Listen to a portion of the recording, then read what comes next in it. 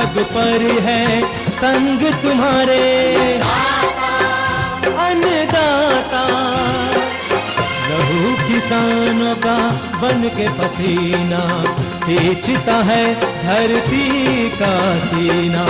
मेहनत का तेरी हक दिलवाने, नई तकनीक नई खोज बताने।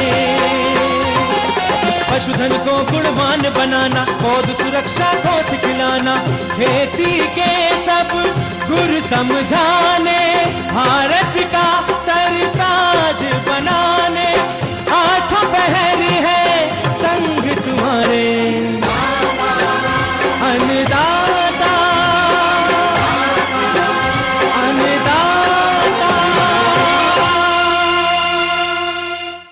नमस्कार, मैं ज्योत्सना पाटनी आप सभी दर्शकों का अन्नदाता कार्यक्रम में स्वागत करती हूं। हर रोज की तरह कार्यक्रम में हम लेकर आते हैं खेतीबाड़ी से जुड़ी बहुत सी लाभकारी जानकारियां। तो चलिए सबसे पहले देखते हैं कि क्या है विशेष आपके लिए आज के इस कार्यक्रम में। सोलर पावर पंप पर जानकारी।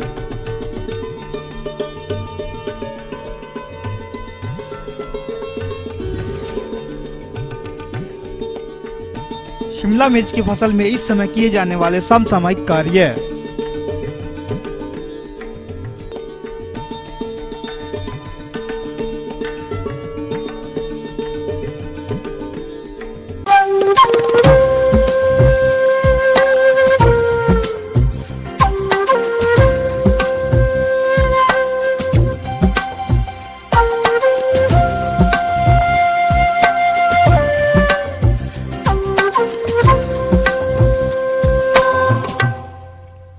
हमारे प्रदेश में सिंचाई के लिए किसानों के सामने बिजली की विकट समस्या है और ऐसे में सूर्य की असीम ऊर्जा का प्रयोग कर सोलर पंप के माध्यम से सिंचाई करना सरल एवं सस्ता विकल्प है। लेकिन ये सोलर ऊर्जा क्या है, इसकी इकाई को कैसे लगाया जाए, इस बारे में संपूर्ण जानकारी के लिए देखिए कार्यक्रम का ये अंश।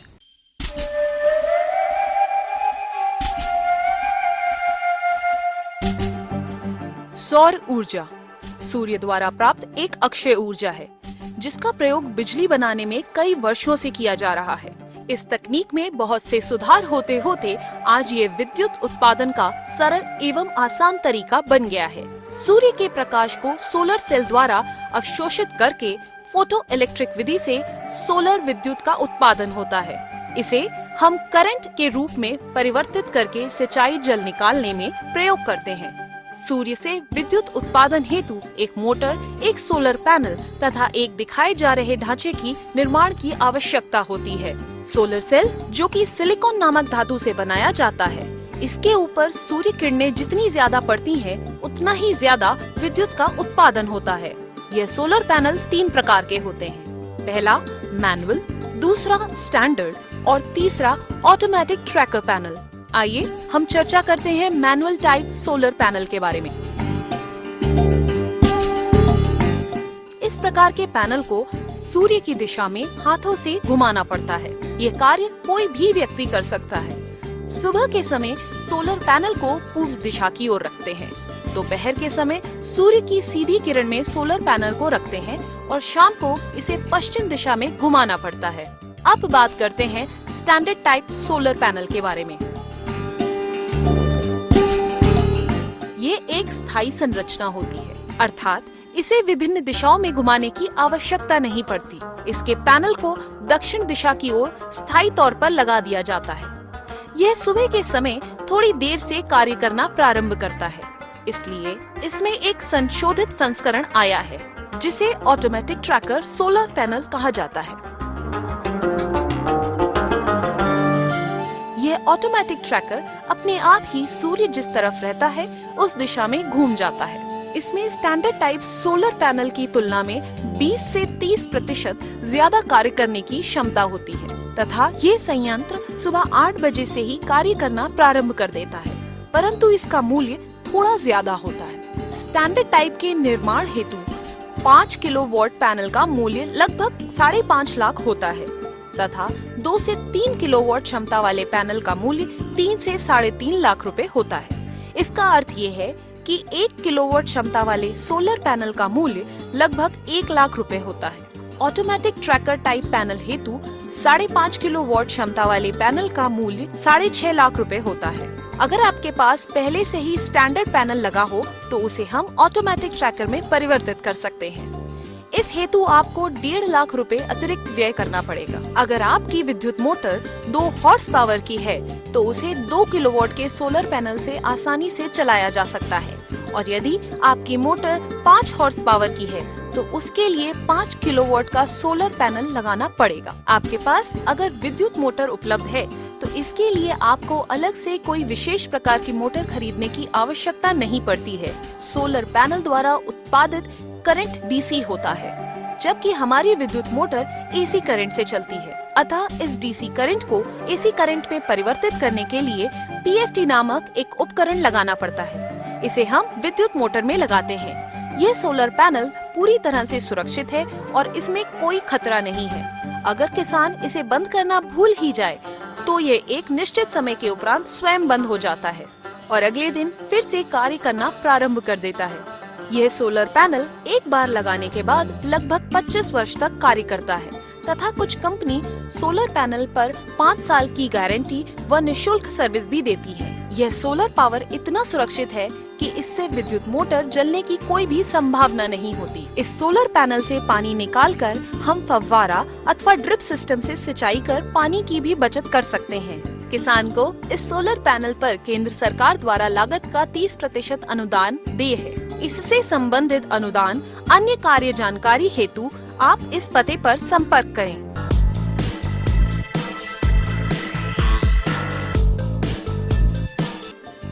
किसान भाइयों, सोलर पंप न केवल बिजली की अनिश्चितता से बचाता है, बल्कि विद्युत बिल व डीजल द्वारा सिंचाई में आने वाले खर्च को भी बचाता है।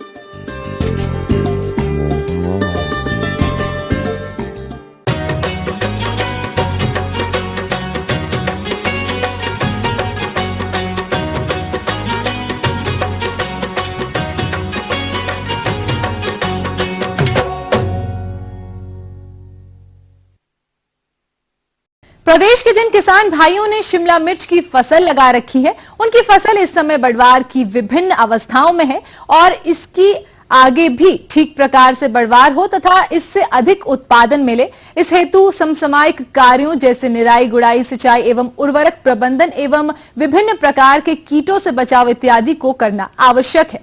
पहले आइए मिलते हैं ग्राम होचर जिला रांची के एक प्रगतिशील कृषक से और उनसे जानते हैं उनके अनुभव। 50 डिसमिल में शिमला मिर्चा की खेती कर रहे हैं। शिमला मिर्चा 3 महीना का हो गया है, हाइब्रिड वैरायटी है और 15 दिन में घास निकालते हैं। घास इस चलते निकालते हैं कि पौधा घास रहते हैं तो पौधा को नहीं मिलता है भोजन, खींच लेता है घास से, ले घास को निकालते हैं। हम जो खाद देते हैं सो घास खा जाएगा तो उसको नहीं मिलता है, शिमला मिर्च को मिलना चाहिए। इस चलते खार पतवार निकालते हैं। हर 15 से 20 दिन पर में खार पतवार निकालते हैं और कोड़ाई भी उसी समय करते हैं 15 से 20 दिन में। और सिंचाई करते हैं, पानी का सिंचाई सप्ताह में 2 रोज 4 दिन में करते हैं। डीएपी रोपने समय देते हैं, लगाने समय शिमला मिर्च को लगाने समय डीएपी दिया जाता है और उसका बाद में 1 महीना का हो जाता है, उसमें थोड़ा थोड़ा और यूरिया और पोटास मिला करके देते हैं। 15 दिन के बाद में देते हैं यूरिया, 15 से 20 दिन में। वही चालने समय जो कोड़ाई करते हैं मार्च से समय देते हैं। 50 डिसमिल में यूरिया देते हैं, 25 किलो देते हैं यूरिया। अतः शिमला मिर्च की फसल के प्रबंधन के बारे में जानकारी के लिए मिलते हैं एक वैज्ञानिक डॉक्टर वीके अग्रवाल से। अभी हम शिमला मिर्च की खेत में खड़े हैं। यहाँ पर आप देख रहे हैं कि जो शिमला मिर्च के जो फल लग रहे हैं इनमें आपको छेद नज़र आ रहे हैं। ये छेद फल छेदक के नाम का कीड़ा होता है, जिसको कि हम अपनी भाषा में हेलियोथिस कहते हैं। ये फल छेदक कीड़ा फलों पर अंडे दे करके और उनमें अंदर घुस जाता है और अंदर फलों को खा करके नुकसान पहुंचाता है। इसके लिए जो अभी जो सबसे उत्तम दवा है वो कोरोजन जो दवा है, उसकी 1 मिलीलीटर मात्रा 3 लीटर पानी में मिलाकर पौधों पर छिड़कने की हम हिदायत देते हैं। लेकिन मैं किसान भाइयों को एक बात ये बताना चाहता हूँ कि कोरोजन जो दवा है इसको आप उस समय काम में ना लें जब पौधों पर फूल आ रहे हों, क्योंकि इससे अभी ये पाया गया है कि इस दवा से फूल भी झड़ने की समस्या पैदा हो गई है। उस समय ही ये दवा को किसान भाई काम में लें, क्योंकि ये अच्छी कारगर उस समय होती है। अगर आपके फूल बन रहे हैं तो उस समय अगर ये कीड़ा किसी आपको फल पर दिखाई देता है तो उस समय आप एसिफेट नाम की जो दवा है उसको 2 ग्राम प्रति लीटर पानी में मिला करके और उस दवा को आप काम में लें। तो इस समय किसान भाइयों को अपनी जो सब्जियों की फसलें उनमें बहुत ध्यान देना होगा, क्योंकि इसके अंदर मैंने जैसे बताया कि सफ़ेद मक्खी का प्रकोप होता है और वो सफ़ेद मक्खी जो कीड़ा है वो वायरस जनित बीमारी को फैलाता है, जिससे कि पत्तियां सिकुड़ जाती हैं और पौधा मर जाता है, उपज नहीं दे पाता। तो आप लोग विशेष तौर से ध्यान रखें, जैसे ही किसी पत्ती में आप मुड़ा पत्ती देखें मुड़ी हुई तो उस पत्ती को वहाँ से हटा दें और आप ये देख लें कि मेरे फसल में सफ़ेद मक्खी का प्रकोप हो गया है, तो उसके लिए आपको छिड़काव करना बहुत ज़रूरी है। इस छिड़काव के लिए आप इमिडाक्लोप्राइड की 1 ml मात्रा 3 लीटर पानी में 1 ml मात्रा 3 लीटर पानी में मिला करके आप अच्छी तरह पौधों पर छिड़कें, जिससे कि सफ़ेद मक्खी के प्रकोप को कम किया जा सकता है। मैं यहाँ पर एक विशेष बात और कहना चाहूँगा कि जब भी आप कोई कीटनाशी का प्रयोग अपनी फसलों में करें तो आप ये ध्यान जरूर रखें कि आपको फसल पर कीटनाशी का प्रयोग करके एक जो फसल की तोड़ाई करनी होती है फलों की, उनको एक निश्चित अंतराल पर ही तोड़ना होता है, नहीं तो उस कीटनाशी का विषाक्त जो है वो इन फलों के द्वारा और हमारी भोजन सामग्री में जा सकता है। तो आप ये विशेष तौर से ध्यान रखें कि क्योंकि अलग अलग कीटनाशियों का अलग अलग समय होता है, तो आप कम से कम 5 से 7 दिन बाद ही तुड़ाई करें कीटनाशी का प्रयोग करने के बाद, और तभी उनको बाज़ार में बेचने के लिए ले जाएं। और एक दूसरी बात जो मैं कहना चाहूँगा कि आप जो ये फसलों पर छिड़काव करें उस समय ये आप हवा के विपरीत में खड़े होकर छिड़काव नहीं करें और अपने मुंह पर अच्छी तरह कपड़ा बांध लें। तो ये थी कुछ उपयोगी जानकारियां। अब लेते हैं एक छोटा सा ब्रेक, जल्द वापस लौटेंगे और कार्यक्रम में आगे हैं महत्वपूर्ण कई और बातें। पेड़ी गन्ना की फसल में किए जाने वाले समसामयिक कार्य।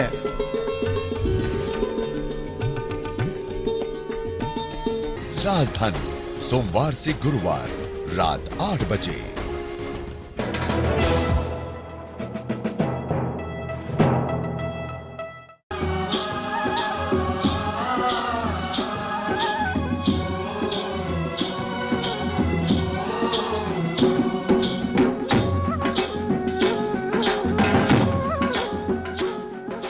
ब्रेक के बाद आप सभी दर्शकों का स्वागत है। अन्नदाता कार्यक्रम को आगे बढ़ाते हैं और प्रस्तुत करते हैं अगली कड़ी।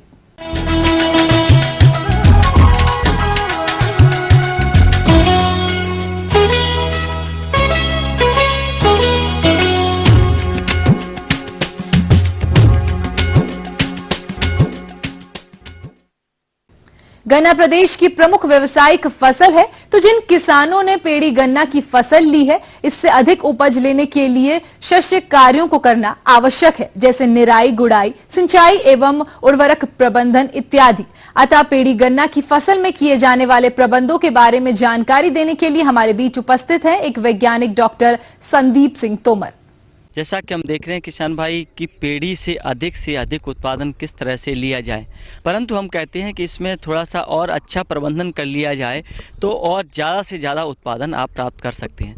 आमतौर पर पेड़ी की जो फसल लेनी है उसमें जो बाबक फसल की कटाई के लिए उपयुक्त समय तो 15 फरवरी से और मार्च का महीना माना जाता है, परंतु किसी वजह से हम देखते हैं कि किसान बीज के लिए या मिलों की वजह से अप्रैल में भी करता है तो उसको भी अच्छा उत्पादन ले सकता है। तो कटाई में ये ध्यान रखने की आवश्यकता है कि जब भी पेड़ी की फसल रखनी है, आपको पेड़ी लेनी है, तो उस बाबक फसल की कटाई ज़मीन की सतह से सटाकर करना चाहिए, क्योंकि आज आप ऊपर से कर देंगे तो उसमें जो ठूंठ रह जाएंगे उनमें ज़मीन की सतह के ऊपर से ही कल्ले निकलेंगे, तो उनसे अधिक मजबूत और अच्छे गन्ने नहीं बनते हैं। तो इसीलिए आप ज़मीन की सतह से सटाकर ही काटें। दूसरा, सिंचाई की बात आती है कि कटाई के तुरंत बाद सिंचाई कर देना आवश्यक है। यदि आप ऐसा नहीं करेंगे तो जो ठूंठ हैं वो ज़्यादा सूख जाएंगे ये इसलिए सिंचाई तुरंत आवश्यक है।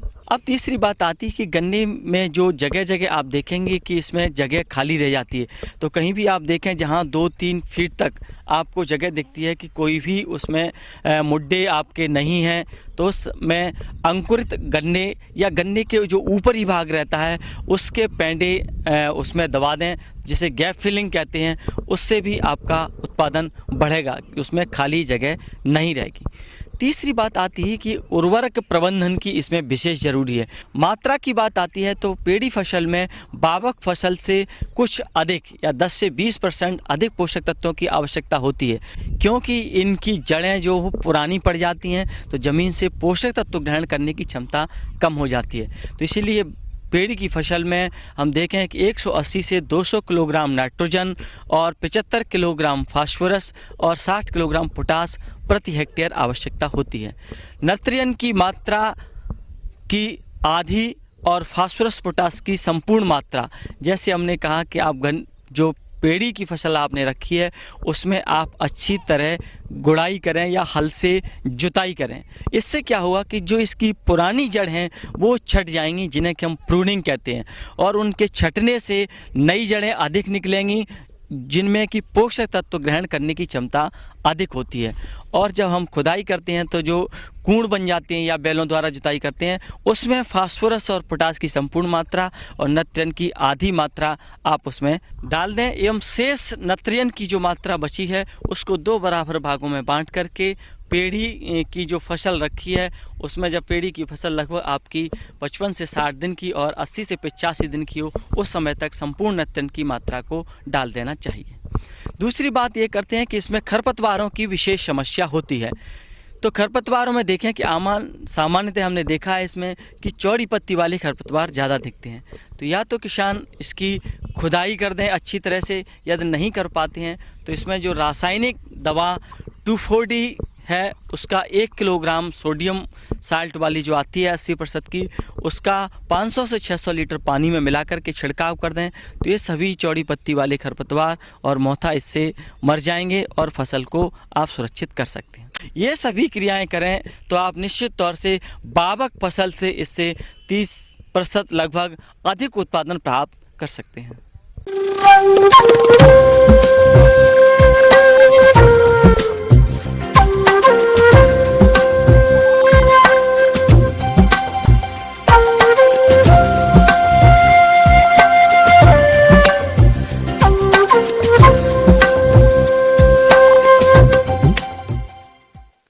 मौसम के अनुसार प्रबंधनों पर टिकी है आपकी खेतीबाड़ी, और इसलिए मौसम पूर्वानुमान और उस पर आधारित साप्ताहिक कृषि सलाह कुछ इस प्रकार है। राजेंद्र कृषि विश्वविद्यालय पूसा समस्तीपुर द्वारा भेजे गए मौसम पूर्वानुमान रिपोर्ट के आधार पर किसान भाइयों को सलाह दी जाती है कि इस मौसम में किसान अपने खेतों की मिट्टी जांच करवा लें और खरपतवार, रोग एवं कीट नियंत्रण हेतु पड़ती खेत की ग्रीष्मकालीन जुताई करें। गेहूं एवं मक्का के दानों को अच्छी तरह धूप में सुखाने के बाद भंडारण करें। हरी खाद के लिए सनई एवं ढैंचा की बुआई तथा हरा चारा के लिए मक्का, ज्वार, बाजरा एवं लोबिया की बुआई करें। बुआई से पहले खेत में नमी की जांच कर लें। नमी की कमी होने की स्थिति में खेत में पहले सिंचाई कर बुआई करें। ओल की रोपाई 75 से 75 सेंटीमीटर की दूरी पर करें। रोपाई हेतु आधा किलोग्राम के कंद का व्यवहार करें। रोपाई से पूर्व कटे कंद को ट्राइकोडर्मा विरिडी के 5 ग्राम मात्रा को प्रति लीटर गोबर के घोल में मिलाकर 20 से 25 मिनट तक डुबोकर उपचारित करने के बाद लगाएं, ताकि मिट्टी जनित बीमारी लगने की संभावना को रोका जा सके। गर्मी वाली सब्जियां जैसे भिंडी, नेनुआ, करेला, लौकी और खीरा की फसल में आवश्यकता अनुसार निकाई गुड़ाई एवं सिंचाई करें। खीरा वर्गीय फसलों में चूर्णिल फफूंदी नामक बीमारी से बचाव के लिए 0.06% कैराथेन नामक दवा का छिड़काव करें। लतर वाली सब्जियों जैसे नेनुआ, करेला, लौकी और खीरा में लाल भृंग कीट से बचाव हेतु डाइक्लोरवॉस 76 EC 1 मिलीलीटर दवा प्रति लीटर पानी की दर से छिड़काव करें। भिंडी की फसल में माइट कीट की निगरानी करते रहें। प्रकोप दिखाई देने पर इथियोन 1.5 से 2 मिलीलीटर प्रति लीटर पानी की दर से छिड़काव करें। आम और लीची में कीट के प्रकोप से बचाव हेतु 1 मिलीलीटर कॉन्फिडोर प्रति लीटर पानी में मिलाकर छिड़काव करें। लीची के बगीचों में नमी बनाए रखें। इसके लिए सिंचाई की व्यवस्था की जाए। तापमान के बढ़ने की संभावना को देखते हुए अपने पशुओं को छायादार सुरक्षित स्थानों पर रखें। दुधारू पशुओं के खाने में प्रोटीन की मात्रा बढ़ा दें तथा नियमित रूप से दाने के साथ कैल्शियम भी खिलाएं। पशुओं को अधिक मात्रा में स्वच्छ पानी पिलाएं।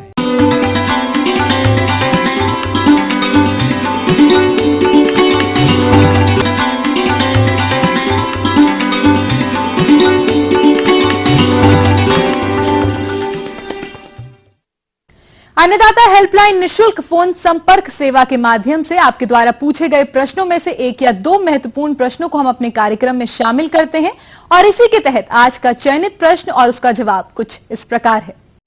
जिला पटना के कृषक संजीव कुमार, आप अन्नदाता निशुल्क फोन संपर्क सेवा के माध्यम से दुधारू पशुओं में लीवर फ्लू रोग के निदान एवं बचाव के बारे में जानकारी चाहते हैं।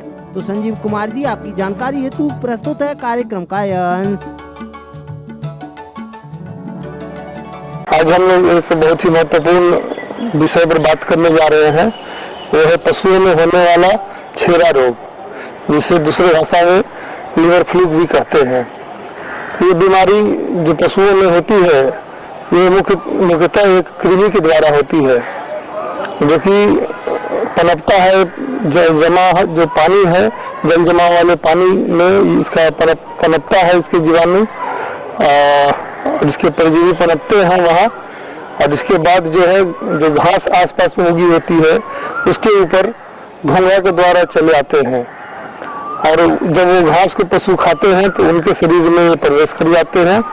इस प्रकार से ये बीमारी जो है पशुओं में होती है। और इसका मुख्य लक्षण दिखाई पड़ता है कि एक तो पतला गोबर होना, और गोबर जो है काला और बदबूदार होता है, और जो है अक्सर उसमें से फेन भी उठता है। ये चीज आपको दिखाई पड़ेगा। और साथ में गोबर हमेशा पूंछ में लिपटा हुआ सा प्रतीत होता है। ये सब जो है लक्षण है। और साथ ही साथ जबड़े के नीचे सूजन भी हो जाती है और पशु कुछ भी खाने पीने में अरुचि दिखाता है, तो खाना पीना भी बिल्कुल कम कर देता है पशु। इस बीमारी का मुख्य लक्षण है। अगर ऐसे लक्षण आपके पशु में दिखाई पड़ रहे हैं तो उससे तुरंत निकटतम पशु चिकित्सा अधिकारी से संपर्क करके उसका उपचार कराएं। और इस बीमारी के बचाव के लिए जो है, आसपास के अगर गड्ढे हैं उसमें जल जमाव हुआ है तो उसको भर दें। और कोई भी अगर तालाब वगैरह है जहाँ पे बहुत वर्षों से जल जमाव है, उसके आसपास जो घास वगैरह उगे होते हैं, पशुओं को कभी भी वहाँ चरने के लिए नहीं छोड़े, ताकि पशु इस बीमारी से बचे रहें। और इसके बाद जो है, उपचार के लिए ऑक्सीक्लोजानाइड नाम की दवा आती है बाजार में, जो कि पशु चिकित्सक की देखरेख में अपने पशुओं को खिलाएंगे तो इस रोग से मुक्ति मिल जाएगी। तो किसान भाइयों, थोड़ा सा आप सावधानी बरतेंगे तो इस रोग से आप छुटकारा पा सकते हैं और आप अपने पशु से अधिकतम उत्पादन प्राप्त कर सकते हैं। जिला रांची की कृषिका पुष्पा देवी, आप अन्नदाता निशुल्क फोन संपर्क सेवा के माध्यम से बकरियों में होने वाले रोगों से बचाव के बारे में जानकारी चाहती हैं। तो पुष्पा जी, आपकी जानकारी हेतु प्रस्तुत है कार्यक्रम का यह अंश। पुष्पा जी, आपका बहुत अच्छा प्रश्न है, लेकिन आप जान लीजिए कि कोई भी पशुपालन करने के लिए वैज्ञानिक तरीका अपनाना जरूरी है। तो बहुत सी बीमारियां होती है जो कि कुछ बैक्टीरिया से होती है, कुछ वायरस से होती है, कुछ खान पान की कमी से होती है। तो जो बहुत सी बैक्टीरिया और वायरस से बीमारी होती है, उसका टीकाकरण बना हुआ है। यदि आप समय पर टीका लगा देंगे तो आपको बीमारी नहीं होगी। एक पीपीआर नाम की बीमारी होती है, जिसमें कि 80 से 90% बकरियां मर जाती है। बहुत काफी ये बीमारी इस क्षेत्र में पाया जा रहा है, झारखंड नहीं बल्कि पूरे भारतवर्ष में। इसका पहचान क्या है कि जो बीमारी होता है तो बुखार बहुत तीव्र हो जाता है, उसके नाक से नेटा गिरने लगता है, मुंह उसमें घाव हो जाता है, पखाना काला टाइप का होता है, बहुत उसमें गंध होता है। और वो जब दवा करेंगे तो उस स्थिति में दवा काम नहीं करेगा। तो उसके लिए पीपीआर का टीका आता है और 3 से 4 महीना की उम्र में चमड़े में 1 ml लगा देना है। और यदि एक बार लगाएंगे तो वो आपको 3 साल की इम्यूनिटी देती है, फिर 3 साल के बाद लगाना है। तो एक तो आपका वायरस बीमारी हो गया पीपीआर का। दूसरा है आपको foot and mouth disease. Foot and mouth disease में है कि पैर और मुंह में घाव हो जाता है, ये भी वायरस के चलते चलते होता है। उसमें भी माने कि यदि गर्भवती आपकी बकरी है तो उसमें गर्भपात हो जाता है और बच्चे जो है उसमें मृत्यु दर भी हो जाता है। तो FMD का भी टीका बना हुआ था। FMD का टीका आप करीब 2.5 महीना की उम्र में लगाइए, 1 ml मांस में लगाना है और 1 महीना के बाद उसको बूस्टर डोज देना है, रिपीट कर देना है और फिर प्रत्येक 6 महीना पर इसको रिपीट कर देना है। तीसरी बीमारी है कि गोट पॉक्स। हालांकि गोट पॉक्स झारखंड में बहुत कम होती है, लेकिन यदि गोट पॉक्स में क्या होता है कि चेचक जैसा हो जाता है, थन में उसके मुंह पर घाव जैसा हो जाता है, उसमें भी बहुत सी बकरियां मर जाती है। यदि इस तरह का सिम्टम रहे तो गोट पॉक्स का भी टीका मिलता है। उसको आपको करीब 3 महीना कुंवर में लगाना है और एक बार लगाने के बाद फिर प्रत्येक साल रिपीट करना है, साल में एक बार रिपीट करना है। फिर एक चौथी बीमारी है इंट्रोटॉक्सिमिया। इसको हम लोग कहते हैं कि साइलेंट किलर, माने पता नहीं लगता है कि कब बनेगी, होगा बीमारी होगा, पेट फूल जाएगा, बकरी छटपटाने लगेगी और मर जाएगी। ये भी झारखंड में बहुत नहीं पाया जाता है, लेकिन यदि इस तरह का प्राय मिलता है तो इंट्रोटॉक्सिमिया का भी टीका लगा सकते हैं। और बहुत सा खान पान के चलते भी होता है, बहुत सा बीमारी होती है जैसे टिम्पेनी, पेट फूल जाता है, अफरा बीमारी कहते हैं। तो अफरा बीमारी में क्या होता है कि बहुत घास खिला दिए, हरा घास खिला दिए। दूसरे कि कभी माने कि भोज होता है, खाना बच गया चाहे चीनी बच गया, उसको खिला दिए, उसमें बाएं तरफ पेट फूल जाता है, सांस लेने में बहुत दिक्कत होता है और यदि उसको उचित उपचार नहीं किया जाए तब की बकरियां उसमें भी मर जाती है। तो उसके लिए क्या करना है कि आपको थोड़ा सा उसका गर्दन को ऊपर कर देना है, मुंह में नीम का दातुन है उसको डाल देना है कि सलाइवेशन उसको कम हो जाएगा। और एक टायरिल नाम का दवा आता है जिसको कि 15 से 20 ml उसको खिला देना है दिन में 2 बार, धीरे धीरे कम हो जाएगा। यदि मान लीजिए आपके पास कुछ दवा नहीं है तो देहाती दवा भी है, तरपीन तेल करीब 15 से 20 ml, सरसों तेल 20 से 40 ml और हींग 2 से 5 ग्राम मिला करके उसको पिला देने से उससे भी कम हो जाता है। दूसरा है कि परजीवी बहुत सा बकरिया में होती है, बहुत कॉमन पाया जाता है। इंडोपैरासाइट के लिए उसका माना है कि हर एक 3-3 माह पर कृमिनाशक दवा देना है। एल्बेंडाजोल नाम का दवा आता है, उसको हर एक 3-3 महीना पर दीजिए। तो ये इस तरह से आप बकरी पालन का कार्यक्रम करेंगे तो हमको लगता है कि जो आपको परेशानी है वो परेशानी दूर हो जाएगी, अब आपको आमदनी काफी उससे अच्छा होगा।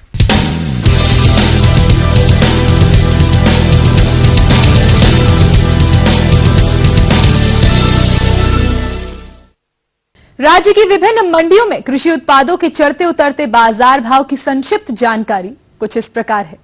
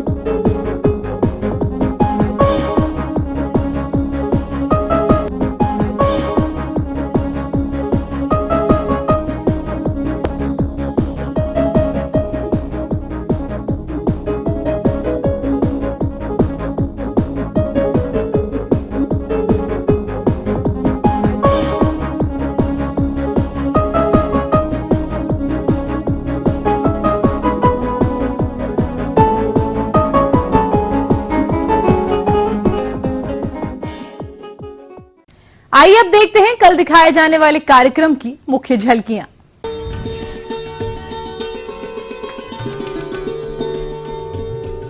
टेरेस गार्डन पर जानकारी भाग 1।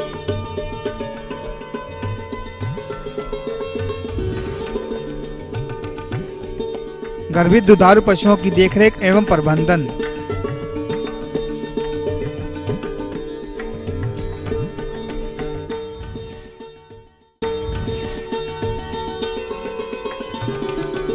हम उम्मीद करते हैं कि आज का कार्यक्रम आप सभी दर्शकों के लिए उपयोगी रहा होगा।